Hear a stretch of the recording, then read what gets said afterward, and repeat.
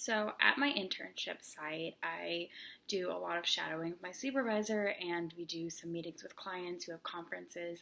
at our center. And with this is a recurring conference, we had it here last October, and then we were meeting with them for their conference in October again this year. It's the Gender Infinity Conference, which is sponsored by the LGBTQ Center, and it's really cool. I kind of saw people here for it last year,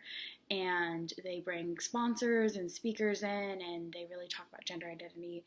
and it's really interesting. And we were doing a walkthrough of all the spaces that they have and the spaces they have reserved, and they have a lot of unique needs because they have sessions that might need to be a little bit more private, and they have sessions that need to be a little bit more open, and they have a lot of vendors that come in, so they need space for them as well. And a really big issue that I knew about, but I didn't realize how pressing it was right now, was there's a new House bill in the Texas Senate for the bathroom bill, which affects them because that would require that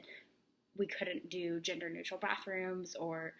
anything of that sort, so that would be really limiting and force people into very binary boxes, which are not, this is not good for them.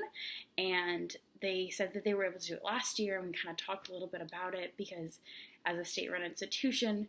if that bill were to pass, we would have to abide by it, and we wouldn't be able to really accommodate them anymore. And they talked a little bit about their experience with us last year, and we did the gender neutral bathrooms, and we just put the gender infinity sign on top of the bathroom door, and they said that there were people that ripped them down a couple times. There were people that didn't really understand it, and for me that was really shocking because I would assume that most students and staff members who worked here would be a little bit more accepting, and my supervisor told me that there were some staff members that were confused by it, and that was really just shocking to me because I always kind of assumed that people on a university campus were a little bit more accepting than others. So